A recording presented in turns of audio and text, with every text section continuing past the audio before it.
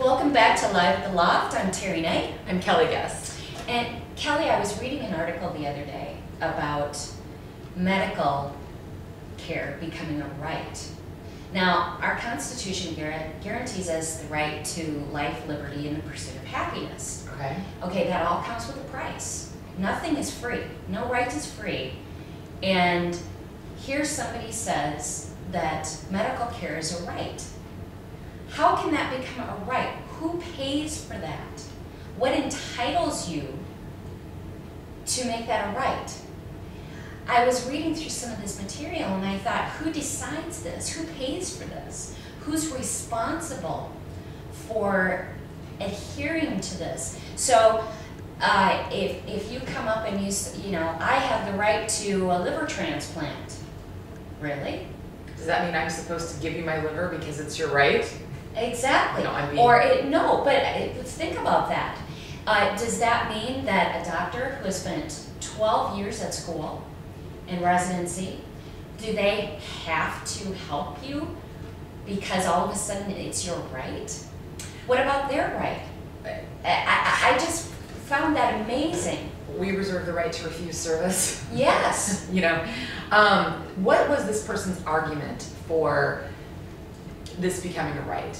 They just said it was. There wasn't even an argument about it. It was just, you know, medical care is a right that every American should have. And this is how we do it, so socialized medicine. Well, then that means that my government is telling me how to live my life? Is that what's going to happen?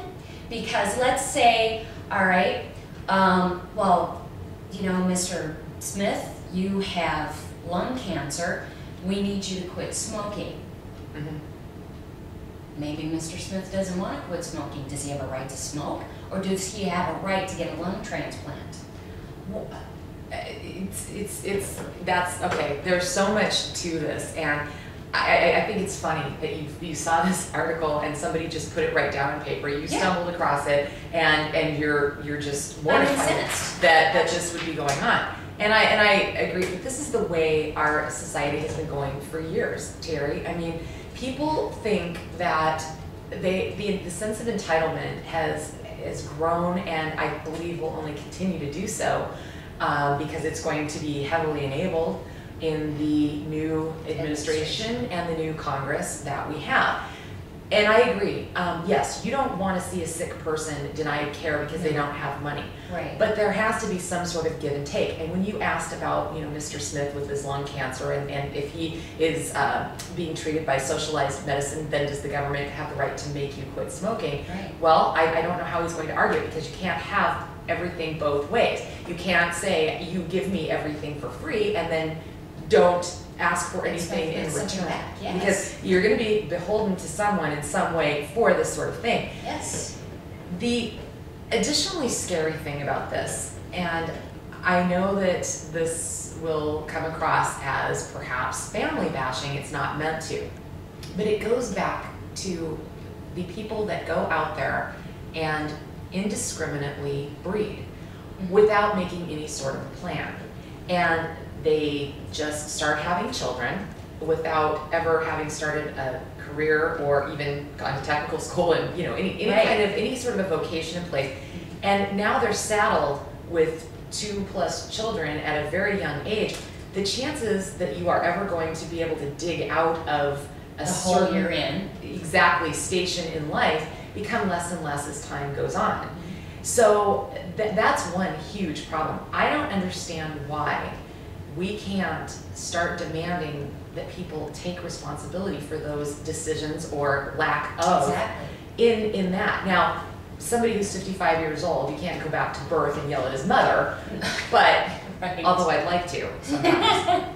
But you've got to, we as a society, I think, need to start expressing proper outrage. It is not okay. And I'm not making a moral judgment on having sex. That's fine. Do whatever you want. However, there's birth control. Yeah, take responsibility for what you're doing, and that's why to me this whole medical right thing, it doesn't make any sense. Somebody has to be responsible for that. It's like our Constitution saying life, liberty, and the pursuit of happiness. People pay for that. Our military pays for that. Right. And we do too in our daily lives Absolutely. to various extents. Taxation and in other compromises that we Correct. make. So somebody's going to pay for it. You have to have a responsibility. Where there is a right, there's a responsibility because you have to pay for it. Now, the other thing that I was thinking about is, all right, then who determines who gets the Mayo Clinic and who gets the rural county doctor? That's a very good point. The quality of care. So to me, that's not the proper argument. This is not a right. No, it's something that you need to take steps in your life to make sure that you have access to. Exactly. And just let's add on to this argument, because I loved where you were going with this. This thing about Minneapolis and St. Paul right now are engaging in the process of trying to declare the use of trans fat oil Right. illegal. Now, I'm not a trans fat fan, okay, No. at all, and I don't even think I eat anything that uses. I don't eat processed food for the most part. I mean, and so, but I think it's preposterous for the city to insert itself in that particular argument.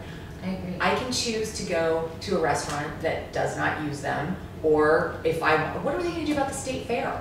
Oh, I mean, what, seriously? it would all be over. I mean, there would be no food on a stick. The great Minnesota get-together is going to become the great grump-off, because nobody can go get their deep fried candy bars. But you know, I mean, seriously, it's ridiculous. It's just, you take care of you, and I'll take care of me. Thank you, I've got it covered. But we're not going there, and I think that this is definitely an issue where people should be afraid, be very afraid.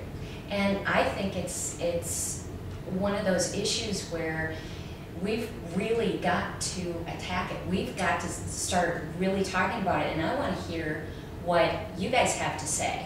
So make sure that you send us an email. Sure.